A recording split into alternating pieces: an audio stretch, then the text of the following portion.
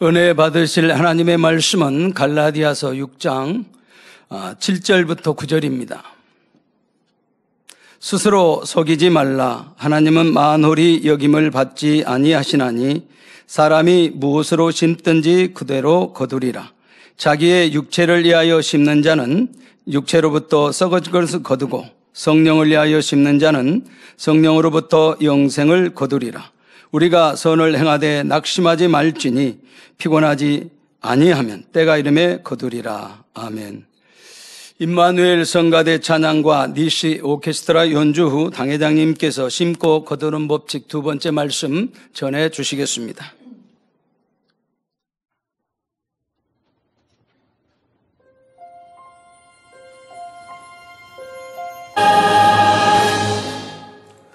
강단헌화 소개합니다. 한화자는 마문학 집사 마문국 마문복 장로님 가족입니다.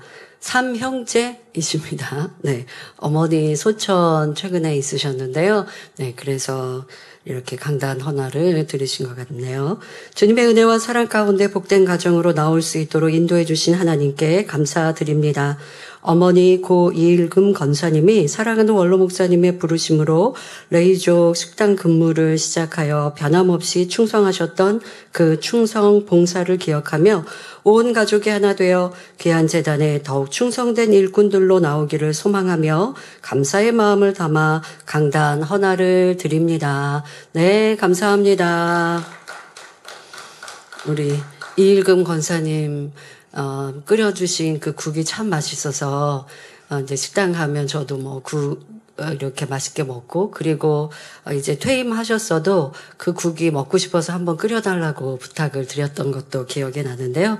이제 연세가 87세로 이제 천국에 먼저 가셨고요.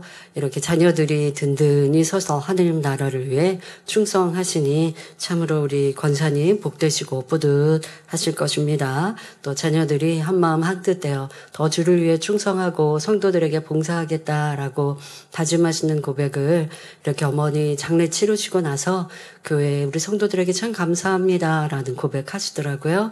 예, 더 복된 가정 되시기를 바랍니다. 말씀에 들어가겠습니다. 사랑하는 성도 여러분, 여러분이 심은 것마다 넘치게 거두는 축복을 받기 위해 어떻게 해야 하는지 지난 시간에는 두 가지를 설명했습니다. 첫째, 마음밭을 개간해야 한다 했고, 둘째, 온전한 주일 성수와 11조를 해야 한다 했습니다. 그런데 항상 여러분이 기억해야 할 점은 영혼이 잘됨같이 범사에 잘 되는 것이 모든 축복의 기본 원리라는 사실입니다. 신앙생활을 잘하면 물질뿐만 아니라 모든 분야에 축복받지만 우리가 신앙생활을 하는 목적이 이 땅에서 축복받으려는 것만은 아닙니다. 마음밭을 개간하는 것도 주의를 지키고 11조를 하는 것도 물질의 축복을 받기 위해 하는 것이 아닙니다. 하나님을 사랑하기 때문에 구원받은 자녀로서 마땅히 할 도리를 다하는 것뿐이지요. 그러나 자녀가 자녀된 도리를 다하면 부모는 그것을 당연하게 생각하는 것이 아니라 흐뭇해하고 고맙게 여깁니다. 아버지 하나님께서도 하나님을 사랑하여 진리 안에 거하는 자녀들을 보시면 기뻐하시며 축복해 주시지요. 그러나 무조건 축복을 주시는 것이 아니라 심은 대로 주시며 공의의 법칙대로 주십니다. 예를 들면 자녀가 학교 잘 가고 학원 잘 가고 부모님이 하라고 하는 대로 성실하게 잘 학업에 임합니다. 임하기는 하는데 성적이 안 좋으면 부모님이 선물을 사주신 거나 아니면 상을 주실 수가 없잖아요. 그러니까 여러분들이 신앙생활을 기본적으로 이렇게 주의 성수하고 10의 1조를 하고 이것은 우리가 학생이 학업에 성실히 임하는 것이고, 그러나 하나님이 원하시는 축복을 주시려면 마음에 할례도 하고, 그리고 지금 말씀드리고 있는 항목들, 또 하나님이 기뻐하시는 대로 심는 이러한 작업들이 있어야 하나님께서도 기뻐하시고 축복해 주실 수 있다는 것입니다. 사랑하는 성도님들은 증거되는 말씀을 통해 하나님의 마음에 딱 맞게 공의의 법칙대로 심고 가꾸심으로 풍성한 축복을 받으시기 바랍니다.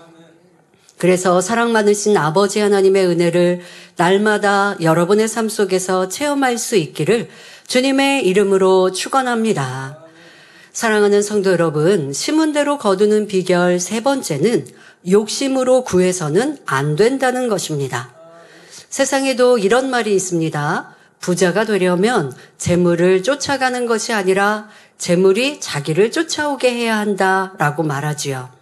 욕심에 눈이 멀어 재물에 집착하면 조급해지기 마련입니다.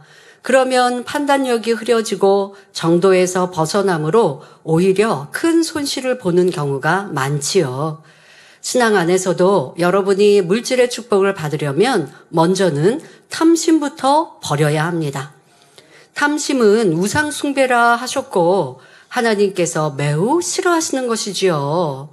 마태복음 6장 24절에 한 사람이 두 주인을 섬기지 못할 것이니 혹 이를 미워하며 저를 사랑하거나 혹 이를 중히 여기며 저를 경히 여김이라.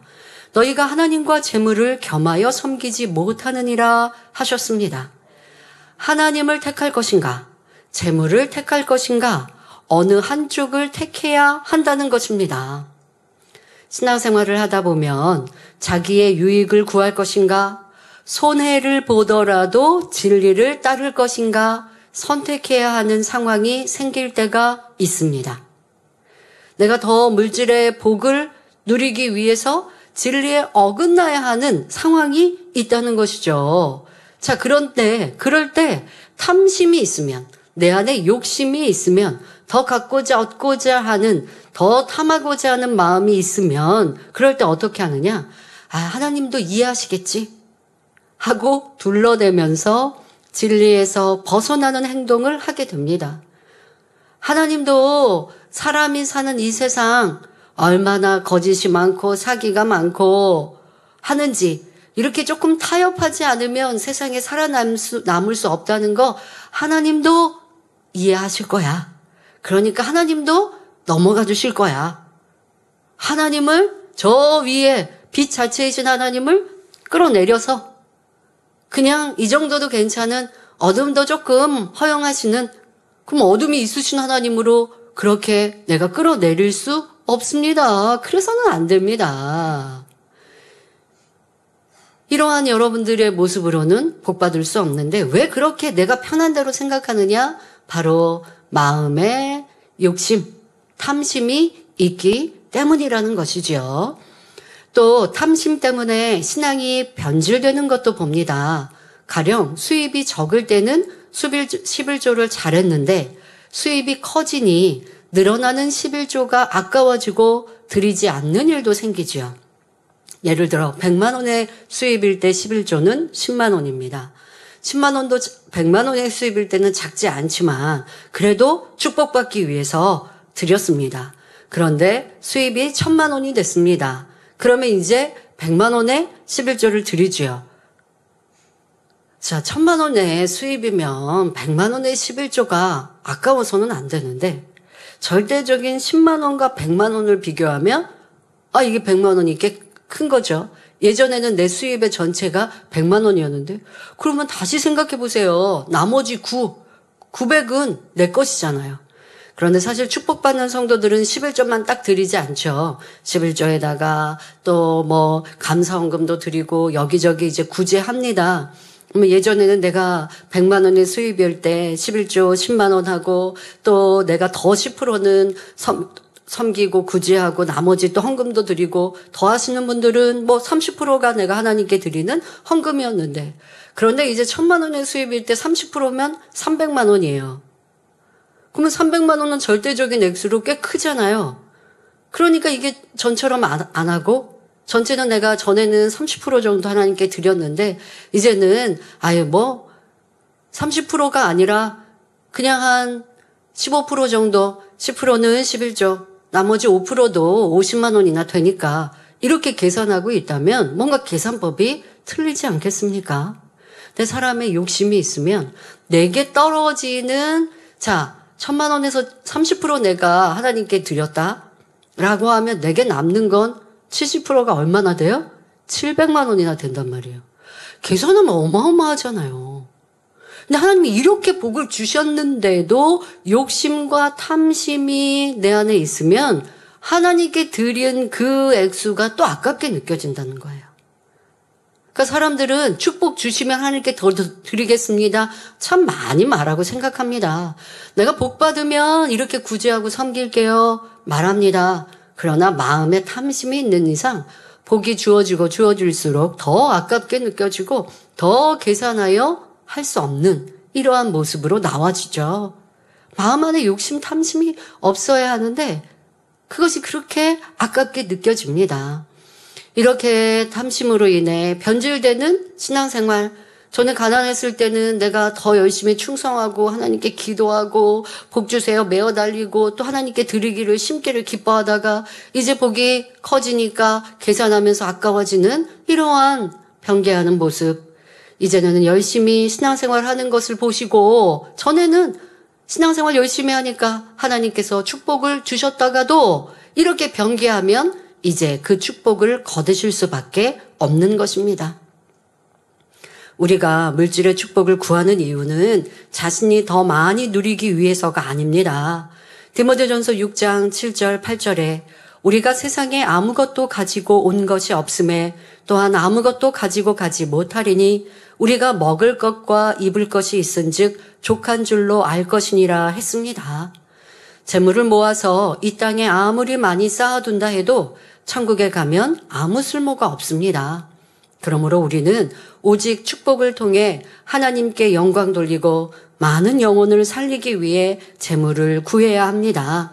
물질의 축복을 구하되 탐심으로 구하지 말고 하나님의 영광을 위해 구해야 하지요.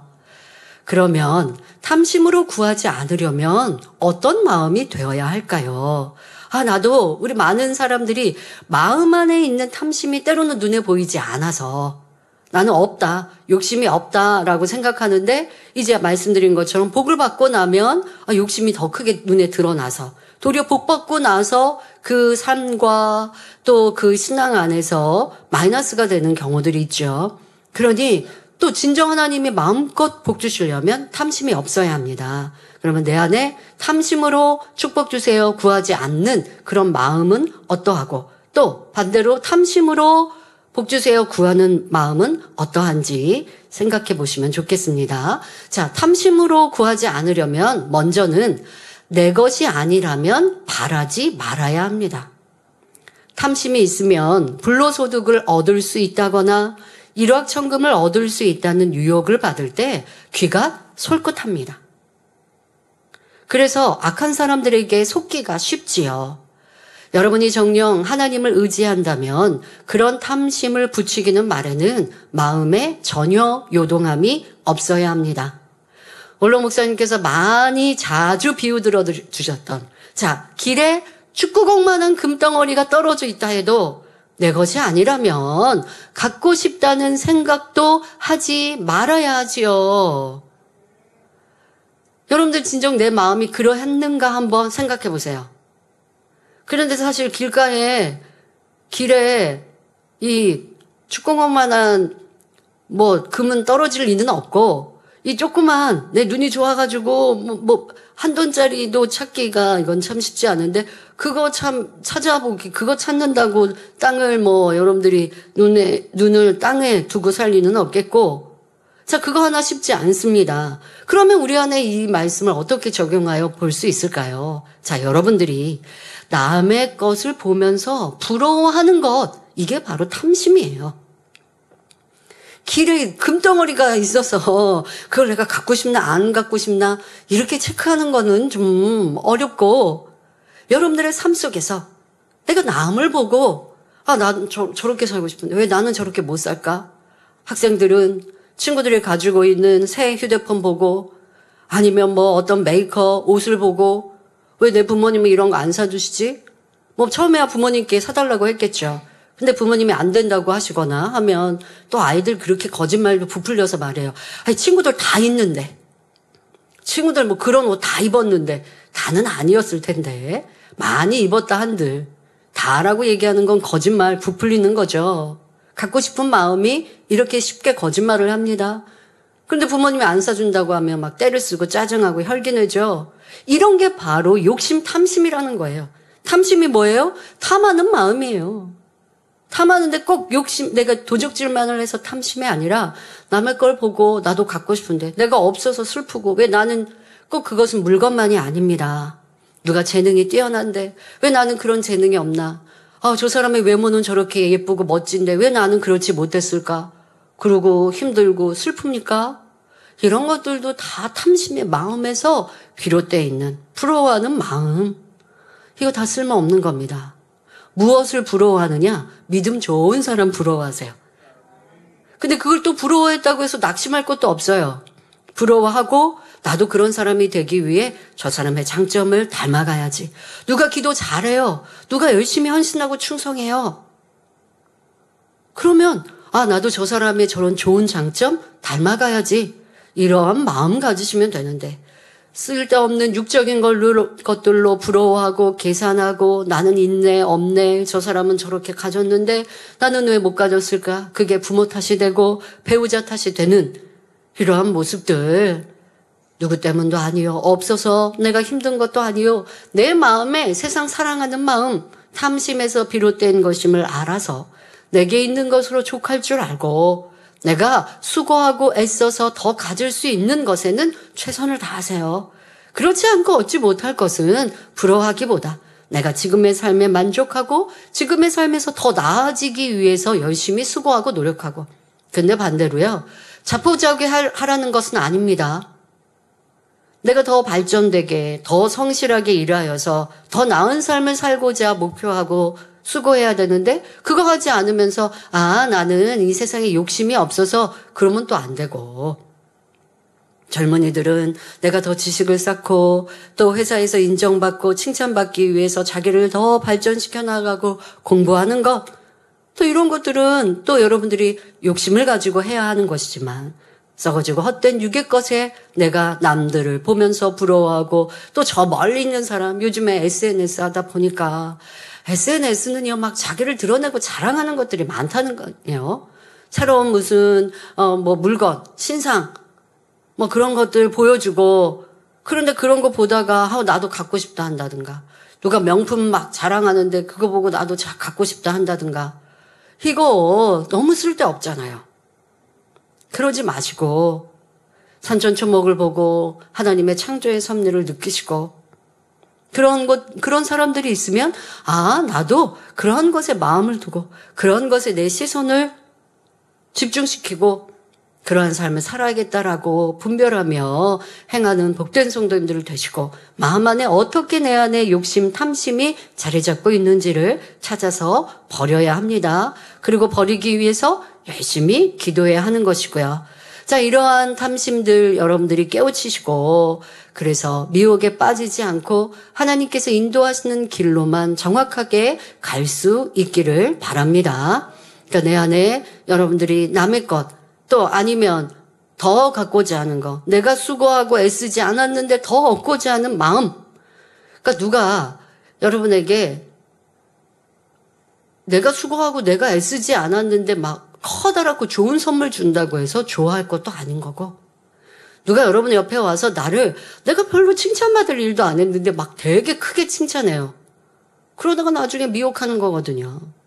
이러한 것도 분별할 수 있어야 하는 것이고 자 다음으로는 축복받아서 어디에 쓰려고 하는가 점검해 보시기 바랍니다. 원로 목사님은 처음 하나님께 치료받았을 때 그 소원이 부유한 장로가 되는 것이었습니다. 좋은 것을 먹고 입고 쓰려는 것이 아니라 어려운 사람들을 마음껏 구제하겠다는 꿈을 갖고 기도하셨지요. 사실 큰 축복을 받지 못한다 해도 개인적으로는 아무 상관이 없으셨습니다. 빈궁에도 처할 수 있고 풍부에도 처할 수 있다는 사도 바울의 고백처럼 구원받은 은혜만도 넘치는 삶이었기에 물질을 주시든 아니 주시든 감사할 뿐이었지요. 그러나 기왕이면 축복받아 하나님께 영광 돌리고 많은 영혼을 구제하며 하나님의 나라도 확장할 수 있기를 기도하신 것입니다. 그러니 이렇게 탐심 없이 하나님의 영광을 위해 구할 때 심은 모든 것에 마음껏 축복해 주셨지요. 그리고 원로 목사님의 처음 마음은 변함없이 오직 영혼을 위해 하나님 나라를 위해 심고 드린 삶이었습니다. 그러니까 처음부터 끝까지 변함없이 그리하셨습니다. 축복받으니 변개한 것이 아니라 가난할 때 축복 주세요. 그 축복이 빚 갚고 잘 먹고 잘 살게요. 그게 아니라 그러면서 사람들은 말한다고요. 제가 축복받아야 사람들에게도 전도할 수 있지 않나요? 그러니까 원로 목사님은 그런 마음이 탐심이 전혀 없는 상황이셨기 때문에 지금 내가 빚이 있는데도 하나님께 작정하여 드릴 때는 하나님께 먼저 드렸고 빚이 있는데도 성전 건축을 해야 할 때는 도리어 내가 뜨거운 마음에 성령이 주관하시는 대로 없는 중에도 크게 작정하여 그것을 드리고자 힘써 그리고 드릴 수 없을 때 하나님과의 약속이 먼저이니 또 융통하여 그 약속을 지키고 이행하고 그러니까 나를 위한 축복이 아니라 하나님의 나라와 영광을 위한 축복의 삶이 가난할 때도 그리하셨고 그러면 그렇게 심고 행하니 하나님은 어떻게 하실까요? 숨은 대로 축복 주시죠. 그 축복이 넘칠 때에는 더더욱 그 축복으로 내가 집 사고 땅 사고 한 것이 아니라 자녀들의 집도 어디에다 좀 사주고 땅도 좀 사놓고 참 교회가 어려움 중에 있을 때는 별의별 말들도 참 많이 만들어내더라고요. 원로 목사님이 우리 어디에 집도 사주시고 어디에 땅도 사주시고 저희 집은 사택입니다. 네. 저는 원로 목사님이 사시던 5층까지 이제 제 소유가 되다 보니까 저는 5층에 사는데 나머지 공간은 이제 사무 공간으로도 쓰고 이렇게 지금 청년들 모임도 하고 이렇게 해서 교회에 쓰고 있지요. 그런 공간들이 있음에도 감사한데요. 그 사택 말고 어디에 저희 집이나 땅이 있었던 거 찾아내셨나요?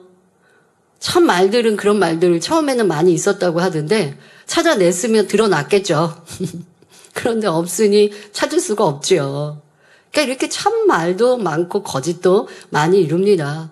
저 이름으로 땅 사고 저 이름으로 집 사고 너희 이거 마음껏 써 하신 적 없고 오직 구제하고 선교하고 하나님 나라를 드리고 또 저희도 힘써 구제하고 선교하면 그것으로 기뻐하시고 그렇게 하는 것을 응원해 주셨지요. 그렇게 살아오셨던 삶을 여러분들이 보셨고 보신 그대로입니다.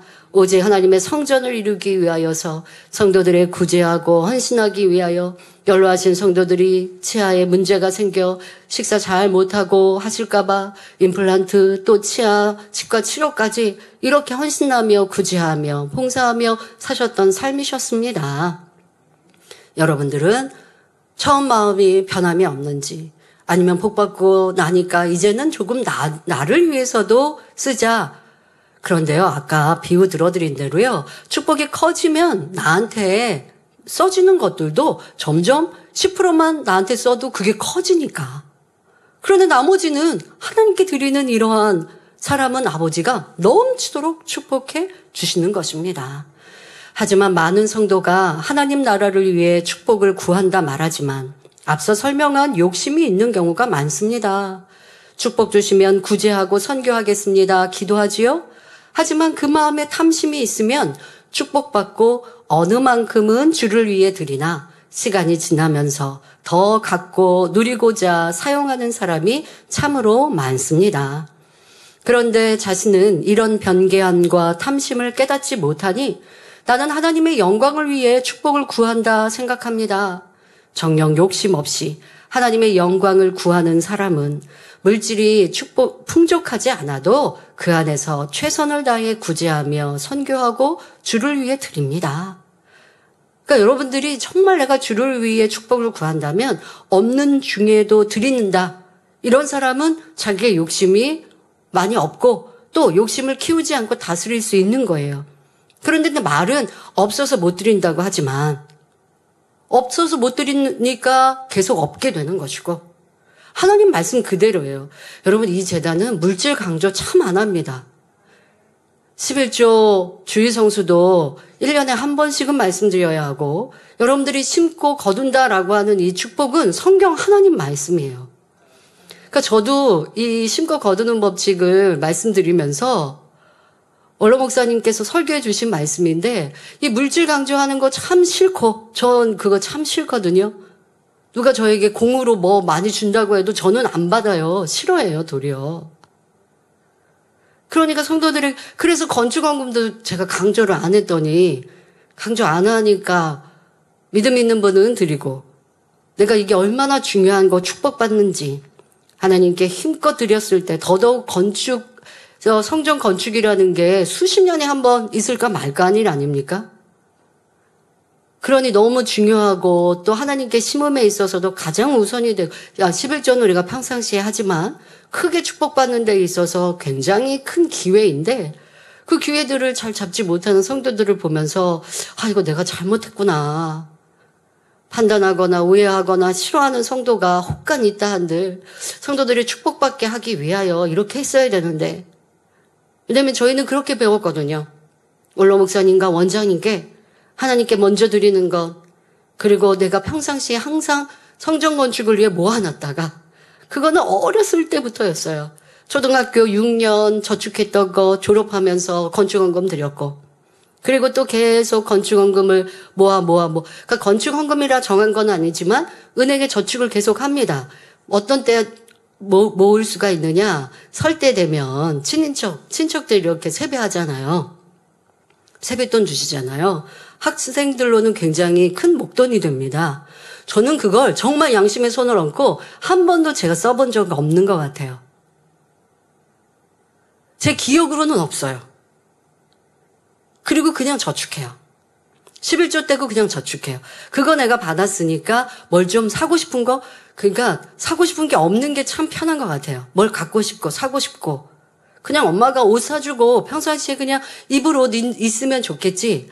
뭘 더 좋은 걸, 그런 걸 구해본 적이 없으니까. 저 어렸을 때도 운동화가 나이키 이런 거 있었거든요. 그런데 부모님 그런 것도 모르시지만 사주지도 않으시죠. 그러면 이제 비슷하게 흉내내서 보통 짝퉁이라고 하든 이런 것들이 많이 팔죠. 그런 거는 저렴하게. 그런 거 신고 다녀요. 그러면 학교 가면 친구들끼리 야 저건 진짜야 가짜야 해요. 그래도 저는 상관없었어요. 내 신발 보고 야 저거는 나이키 저건 가짜야. 저렇게 표시로 흉내낸 거야. 그런다고 해도 창피하다 생각하지 않았어요. 왜? 내 마음에는 천국이 있으니까. 내가 이거 짝퉁을 신고 싶어서 신은 건 아닌데 엄마도 몰라서 이걸 사주신 거에 불과한 거예요. 엄마가 나이키 비슷한 거 사줄게 이런 거는 아니셨으니까. 시장에 그런 게 그냥 팔았으니까 사서 신었는데 그거를 또 친구들이 그렇게 얘기한다고 해도 그런 것에 저는 연연하지 않았습니다. 그리고 성장 과정에서 그런 거에 관심과 마음을 두지 않죠. 그리고 저축하면 언제 성전 건축 또 이전이 있나? 이전할 때 내가 이거 드려야지? 그런 마음. 학창시절에는 융통하고 그럴 수 없잖아요. 내 용돈을 그냥 모으는 거죠. 소풍 간다고 용돈 주시면 그거 가서 간식 사 먹어본 적 없고. 글쎄요. 친구들하고 아이스크림 하나 정도는 사 먹을 수 있겠지만 그 학교에서 있는 시간 외에 남아가지고 더 놀이기구를 타자 이렇게 하지 않고 그냥 그거 가지고 와서 오는 길에 엄마 과자 한 봉지 사드리고 그리고 그거 가지고 와서 헌금 모아놓고 그리고 이게 목돈으로 내 나름대로는 목돈으로 모아지면 그거 보는 거 좋아해요. 지금 무슨 자린고비처럼 내가 은행에 이만큼 모아놨구나. 하나님 성전 언제 또 이전하나? 언제 또 건축헌금 드리지? 언제 또 크게 헌금할 때가 있지? 이게 참 어렸을 때부터 그런 즐거움이었어요. 그게 참 행복하고 즐겁고. 근데 부모님이 어떻게 가르치셨냐? 부모님이 그렇게 사시잖아요. 그리고 어떤 특별히 하나님께 크게 드릴 때가 되면요. 너는 얼마 헌금하는데? 이렇게 넌지시 물으세요. 그러면 내가 많이 모아서 많이 드리게 될 때 나도 뿌듯한데 부모님이 그거 칭찬하시잖아요. 그렇다고 너 적게 모았어, 너 적게 드리네 하고 나무라지는 않으셔도 은근히 이렇게 물으세요. 그러면 저 이만큼 모아서 이렇게 드릴 거예요 하면 너 되게 많이 모았구나. 이렇게 한마디 하시면 그게 또 제가 되게 뿌듯한 거예요. 그러니까 이런 즐거움. 뭔가 좋은 걸 사서 가져서 입어서 즐거움이 아니라 하나님께 드리는 것의 즐거움. 그러니까 어렸을 때는 그런 즐거움이었고 이제 성인이 되면서는 하나님께 드리는 즐거움과 함께 구제하는 즐거움. 나는 먹고 쓰지 않아도 그거 모아서 누군가를 구제하고 구제한 사람이 조금 더 여유롭고 편안하게 사는 걸 보면 그게 또 즐거운 마음. 그러니까 이렇게 원로 목사님과 원장님이 사셨던 것들이 마음 안에 담겨지고 삶에 젖어들어서 그렇게 살아갈 수 있음에 참 감사하지요. 그렇게 내가 전적으로 내 모든 걸 하나님께 드리면 하나님은 영육간에 축복해 주시죠. 그 축복으로 인하여서 내 것을 많이 누릴 수 있을 때라도 내 것을 누리지 않고 옛날 그 습관 그대로 계속 유지해서 나 이제는 축복이 커서 하나님께도 이렇게 더 많이 드리지만 내게도 쓸 거 많아 하지 않고 내 것은 또 아끼면서 살아갈 수 있음에 참으로 감사합니다. 그래서 주변에 제가 그러죠. 임명 목사님이나 임미경 목사님도 조금 더 잘 먹고 이렇게 얘기하면 난 그냥 이렇게 살고 싶어요. 그냥 이 습관대로 살면 좋아요. 이렇게 해서 내 거 아껴서 구제하고 베풀고 하나님께 더 힘껏 드리면 그게 행복해서 혹시 나도 모르는 사이에 내가 이제 이만큼의 위치가 됐고 이제 많은 것에 여유가 생겼으니까 하다가 버렸던 욕심이 어느 순간 또 자라거나 이게 욕심이라는 거 죄라는 거는요. 한 번, 두 번 행하면 그것이 또 늪과 같이 나를 밑으로 끌어당기고 또 그것이 나도 모르는 순간 안에 2번은 4번이 되고 8번이 될 수 있거든요. 그래서 이 욕심이라는 건 아예 내 안에 키우지 않으려고 합니다. 요즘 조금 나아진 건 있어요. 예전에는 식사 후에 디저트로, 저는 이제 디저트로 커피는 마십니다. 그런데 커피를 마실 때 이렇게 음료를 보면 무슨 과일 주스도 있고 뭐 아주 색다른 음료들도 되게 많더라고요. 근데 그 음료들은 커피에 비해서 몇천 원씩 항상 비싸요. 그래서 저는 그거를 안 먹어요. 그러니까 커피를 좋아해서도 그렇지만 다른 거는 몇천 원씩 꼭 비싸요. 커피는 3천 원이었는데 그것만 5천 원 막 이렇게 되잖아요. 그래서 여러 가지 이유를 붙이죠. 그거는 칼로리가 더 높아. 나는 그냥 아메리카노면 좋게. 하기도 했지만 비싸기 때문에 안 먹었었습니다. 그래서 뭐 아주 과일 주스가 3,000원 정도, 뭐 커피값 정도 되는 거에서 조금 비싸면 먹고 싶을 때 과일 주스도 밖에 나가서 먹지만 그렇지 않고는 안 먹었거든요. 근데 요즘에는 과일 주스도 먹어요. 그래서 내가 임명 목사님한테 나 요거는 조금 여유롭게 살려고 합니다. 그러니까 그냥 밖에 나가서 외식할 때도 조금 더 아주 고급스러운 거 비싼 거는 아니어도 조금 더 여유롭게는 먹고 마실 수 있는 이런 여유를 내가 이제는 가져서 나 이거 너무 풍족하게 사는 것 같다고 제가 그렇게 얘기하면 막 웃지요. 마음을 천국에 두고 이 세상에 누가 좋은 거 갖고 누리고 그것에 부럽지도 않고 관심도 없이 살아가면 내게 주어진 모든 삶도 다 감사하고 이렇게 여유롭게 살 수 있는데 삼시세끼 먹을 수 있는데 난 2끼로도 족하고 그러도 얼마나 감사한가 라는 마음.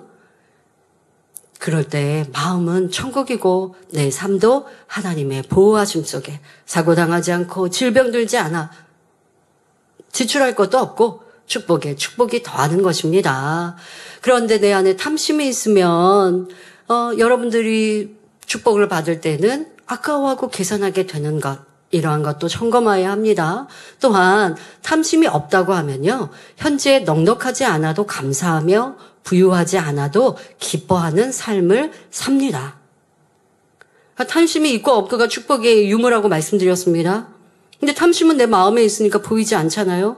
앞서 말씀드린 대로 내가 수고하고 애쓴 것보다 더 많은 것을 불로소득을 얻고자 하는 마음이 탐심이 있음이라 했고, 또 내가 하나님께 드린다라고 구하지만 실상은 그렇지 않는 모습들 여러분 살펴보아야 한다 말씀을 드립니다. 탐심이 없으면 또한 주어진 모든 것에 기뻐하며 감사하며 자족하는 삶을 사는 것입니다. 다음으로 하나님께 축복을 구할 때도 욕심으로나 조급하지 말고 공의에 맞게 성령의 주관을 받아 구해야 합니다. 어떤 사람은 지금 11조가 10만 원인데 기도할 때는 11조 100만 원 드리게 축복해 주세요 합니다. 물론 앞으로 큰 축복을 받아 100만 원 이상을 드리겠다는 믿음은 좋지만 당장 그렇게 받을 수는 없습니다. 10만 원 11조 했던 사람은 20만 원, 30만 원, 50만 원 그렇게 단계를 밟아 올라가는 것입니다. 단계를 무시하고 욕심과 조급함으로 하나님께 독촉하듯 구하는 것은 믿음이 아닙니다. 이렇게 탐심이 있고 조급한 사람 중에는 사업이 좀 잘 되면 조건을 잘 점검해 보지도 않고 경솔하게 빚을 내어 사업터를 확장하기도 합니다. 혹은 한 가지 일을 하다가 저것이 잘 된다면 저것에 손대고 또 다른 것이 전망이 좋다면 그것도 하고 이렇게 무작정 넓혀가기도 하지요.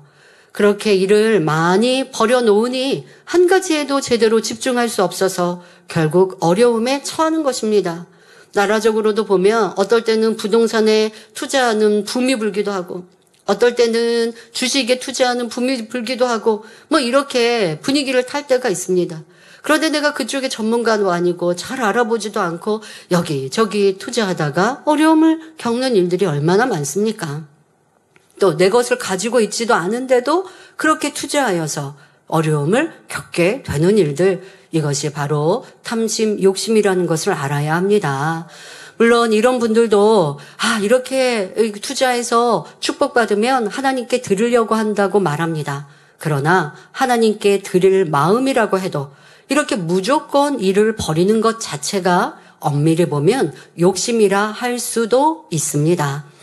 내가 앞서서 하려는 것이 아니라 하나님께서 나에게 주시는 것이 무엇인지 분별할 수 있어야 하지요. 자기 의욕에 앞서고 좋다고 하는 일이면 무조건 다 하고 싶은 마음도 성령의 음성을 막아버리는 욕심이 될 수 있는 것입니다. 야고보서 4장 2절 3절에 너희가 욕심을 내어도 얻지 못하고 살인하며 시기하여도 능히 취하지 못하나니 너희가 다투고 싸우는도다. 너희가 얻지 못함은 구하지 아니하며 구하여도 받지 못함은 정욕으로 쓰려고 잘못 구함이니라 했습니다. 이 말씀을 명심하여 탐심을 벗어버리고 성령의 주관을 쫓아 믿음으로 심는 여러분이 되시기를 바랍니다.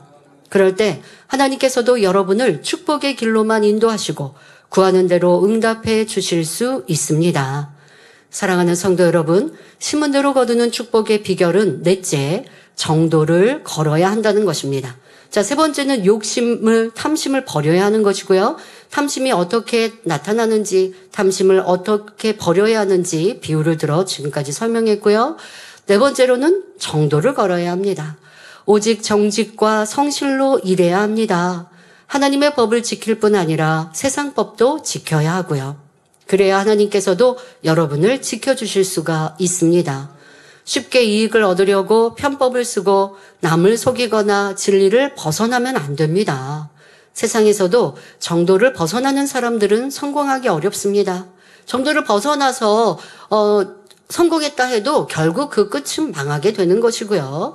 정도를 벗어난 사람들의 예를 몇 가지 들어볼까요? 쌀가게에서 무게를 속여 팔거나 천가게에서 이 옷감 있잖아요. 천가게에서 자를 속이는 경우가 있습니다. 값을 치른 것보다 훨씬 더 주는 것 같은데 실제로는 눈속임으로 더 적게 주는 것이지요. 이렇게 속여서 장사를 하면 당장은 유익을 볼 수도 있지만 장기적으로 볼 때는 오히려 손해입니다. 얼마 지나지 않아 정직하지 않은 것이 드러나고 그런 가게는 손님들이 멀리하게 됩니다. 요즘에는 인터넷 세상이다 보니까 이런 또 음식 가게들에서 뭔가 재료들이 오래된 걸 사용하거나 그래서 음식 맛이 떨어지고 하면 바로 그런 것들을 리뷰하다 보면 가게에 크게 해가 되기도 하죠. 이러한 것들도 정도를 따라 이루지 않고 내가 그냥 더 유익을 따라서 이루게 되어짐으로 어려움을 겪는 경우들입니다. 반면에 절대 속이지 않고 정직하게 장사하는 가게는 어떻습니까? 처음에는 수익이 적은 것 같아도 시간이 지나고 보면 소문이 나고 단골이 늘어서 번창하는 것을 볼 수 있습니다. 예전에 그런 경우 있었죠. 고기 무게를 이 손님이 고기 1인분 하면 어디는 150g, 어디는 200g 이렇게 간판에 적어 있고, 요즘에는 적어 놓지만 예전에는 꼭 그렇지도 않았지만, 근데 적어 놓기는 했는데, 이게 고기를 먹다 보면 내가 배가 고파서 고기 양이 적게 느껴지는 것보다 좀 이상하다. 그러니까 어떤 사람이 저울을 가지고 가서 고기가 왔을 때 재어봤더니 너무 큰 차이가 있는 거죠. 예를 들면 200g이라고 써놓고 150g. 뭐 이런 경우. 그래서 이제 어떤 프로그램 안에서 정말 이 양심적인 가게, 이런 것들을 찾아서 뭐 선물을 주거나 또 그것을 알리거나 아니면 어디는 비양심적이다. 그건 알릴 수는 없지만 뭐 그렇게 하는 일들. 그러다 보니까 요즘에는 양심적으로 해야 하죠. 이런 것들. 그래서 양심 가게 뭐 이렇게 칭찬하고 하기도 하는데요. 그러면 그런 가게들은 사람들의 손님들이 더 많아지고 또 인정받게 되는 것입니다. 세상에서도 그렇지만 주 안에서는 더욱 정직과 성실이 중요합니다. 창세기에 나오는 야곱이 삼촌의 양떼를 지킬 때 얼마나 성실하게 일했는지 기록하고 있습니다. 추위와 더위, 밤낮을 가리지 않고 눈빛을 겨를도 없이 가축들을 돌봤으며 심지어 도적 맞은 것이나 맹수에게 찢긴 것도 자기가 물어내었다 했지요. 자기 양떼도 아니고 남의 양떼를 맡아 돌보면서도 이렇게 성실하게 일하는 사람이었기에 하나님께서 축복을 주실 수가 있었던 것입니다. 야곱의 아들 요셉 역시 성실로 식물을 삶는 사람이었습니다. 이방 나라에 팔려가 종살이를 하면서도 대충대충 시키는 일만 한 것이 아니었지요. 얼마나 충성스럽고 지혜롭게 일했던지 주인이 집안일을 다 그에게 맡기고 맡긴 분야는 다시 확인하지도 않을 정도였습니다. 이런 사람이기에 하나님께서도 더 큰 축복의 길을 열어주실 수 있었습니다. 연단을 통해 큰 그릇으로 만드신 후에 애굽 전역을 통치하는 총리로 세우신 것입니다. 여러분, 아버지는 이렇게 공의대로 역사하세요. 그가 그릇이 좋아서 타국 애굽의 총리, 이 총리로 세우고 그래서 이스라엘을 안전하게 이끌고 해야겠다라고 계획하셔도 지금 저 소년 요셉에게 이 일을 맡길 수는 없어요. 그렇다고 그릇이 좋은 소년 요셉이 성인이 그냥 그 자리에서 부모 밑에서 성인 된다고 해서 총리가 될 수 없어요. 그러기에 이 과정, 그렇다 해서 여러분 생각해 보세요. 이 요셉이 받았던 연단이 하나님께서 형들에게 요셉을 죽이도록 마음을 주관해 주신 겁니까? 아닙니다. 형들의 그런 미움, 시기, 질투, 그런 때에 또 요셉을 어떻게 하면 해코지하려고 했는데 요셉이 오는 모습을 보고 죽이고 싶은 마음이 드는 건 그거는 그 악한 이들의 마음. 그런데 악한 이들이 하나님의 사람들을 공격하는 그 상황, 하나님이 왜 안 지켜주셨어가 아니라 그를 통해 하나님은 더 큰 그림을 그리고 계시니. 그러니까 이걸 형통하다 하는 거예요. 어려움이 없는 것이 아니라 어려움이 발돋움이 되어져서 도움닫기가 되어져서 저 높은 언덕을 넘을 수 있는 능력을 키우시는 것, 하나님이 여기에서 형통하다 하시는 거예요. 그런데 그렇지 않고 부모 밑에서 그냥 사랑만 받고 성장해서 성인이 된 요셉이 어떻게 애굽의 총리가 될 수 있겠습니까? 그러니 이 어려움, 그것도 연단도 심히 어려운 연단 아닙니까? 사랑받았던 그런 자녀 아들이 타국에 가서 거기에서 그것도 종으로 일해야 하는 것. 거기에다가 말도 안 되는 누명을 써서 주인의 아내를 겁탈하려고 했다라고 하는 이 너무나 더럽고 추한 이런 거짓 누명을 써서 감옥에, 그것도 왕의 죄수를 가두는 감옥에 갇혀야 하는 상황. 인생의 이 굴곡 중에도 보통 사람은 겪기 어려운 난관 중에도 큰 난관인데 하나님은 이것을 형통하였다 하십니다. 바로 그 과정을 통해 요셉은 많은 것을 터득하고 그릇을 넓히고 내가 형들에게 미움받았던 이유는 무엇인가 궁구하고 자기를 더 온전하고 아름답게 만들어가며 어떤 어려움 중에도 하나님 중심의 삶을 살아가고 하나님이 원하시는 그릇을 만드니 하나님은 13년 후에 이렇게 왕 다음 가는 치르자로 세우신 것이지 사람들은 하루아침에 이렇게 됐다? 결코 아니잖아요. 이 과정을 믿음으로 하나님의 신뢰로 또 성실함으로 이어 나아왔기에 이 요셉의 총리 자리에 그 사명을 넉넉히 감당할 수 있었던 것입니다. 여러분들 세상에서 인정받고 칭찬받고 머리되기 원하십니까? 그러면 당연히 성실로 신물을 삼아야 하는 것입니다. 골로새서 3장 23절 24절에 무슨 일을 하든지 마음을 다하여 죽게 하듯 하고, 이건 여러분 교회 안에서의 일만 얘기하시는 거 아닙니다. 세상에서의 모든 일들도 여러분들이 마음을 다하여 죽게 하듯 성실히 세상에서 일하시라고요. 사람에게 하듯 하지 말라. 이는 유업의 상을 주께 받을 줄 알미니 너희는 주 그리스도를 섬기는 일 하셨습니다. 우리는 주 그리스도를 섬기는데 세상에서도 세상 사람들을 대해서도 주께 하듯 섬기며 일하라 하십니다.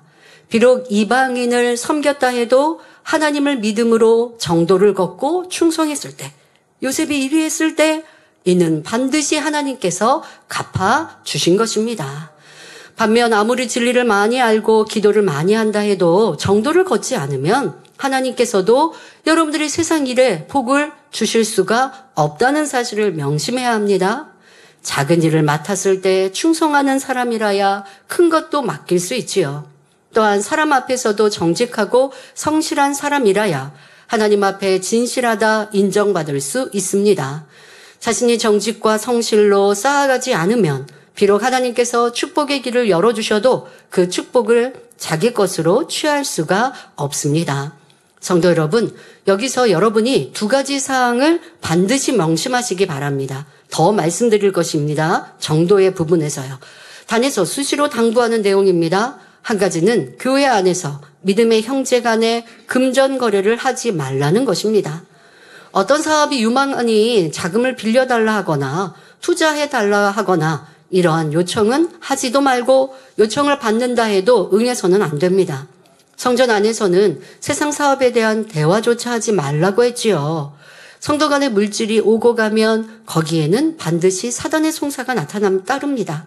여러분, 성전에서 하지 않고 이제는 평일날 전화로 할 수 있어요. 그러나 금전거래의 요구, 금전거래를 응해주는 것, 여러분들 그렇게 하시면 하나님이 지켜주실 수 없다는 것. 이것을 명심하셔야 하고요. 그런 어려움을 당하고 이렇게 어려움 당했어요 라고 여러분들이 기도 요청하시는데 어떻게 해야 하냐고요. 하나님 말씀을 어겼으면 하나님도 도와주실 수 없습니다. 처음에는 그러니까 우리 금전거래가 진행이 되다 보면요. 처음에는 아무리 좋은 마음으로 시작했다 해도 나중에는 서로 불편한 관계가 되고 시험 들고 실족하는 일까지 생깁니다.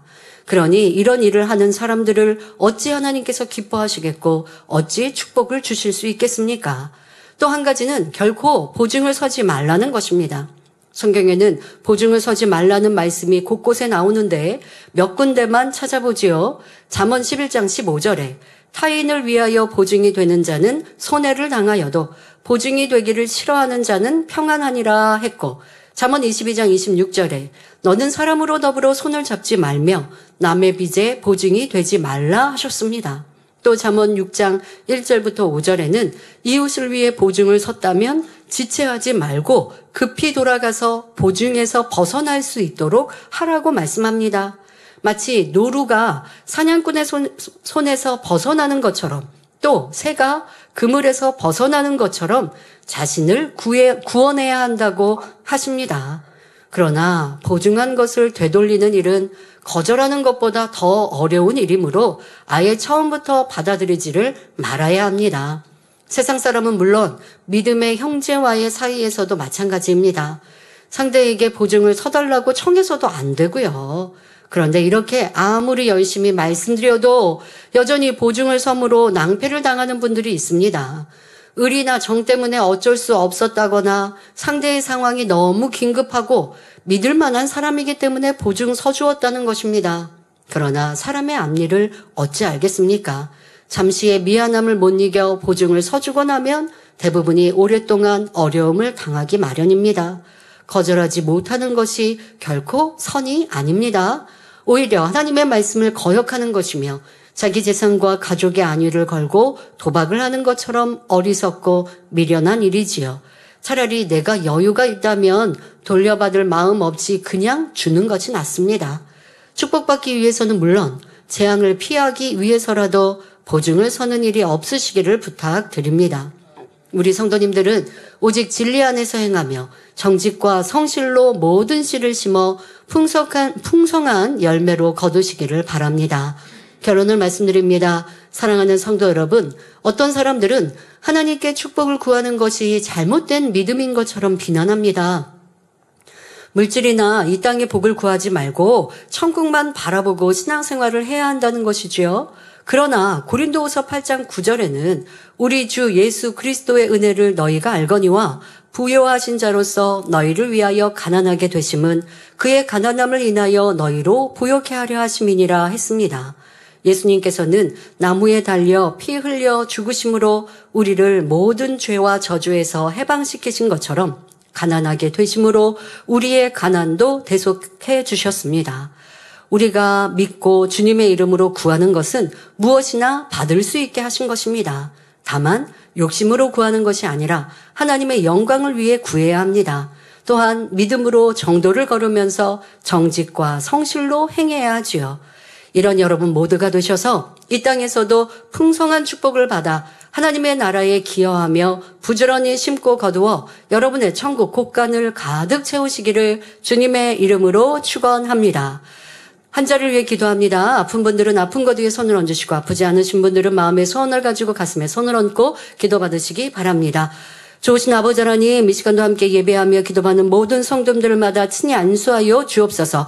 머리부터 발끝까지 뼈마디 오장육부 신경조직 세포 이르기까지 모든 질병균들과 연약함들 성령의 불로 태워 깨끗게 온전케 하여 주옵소서.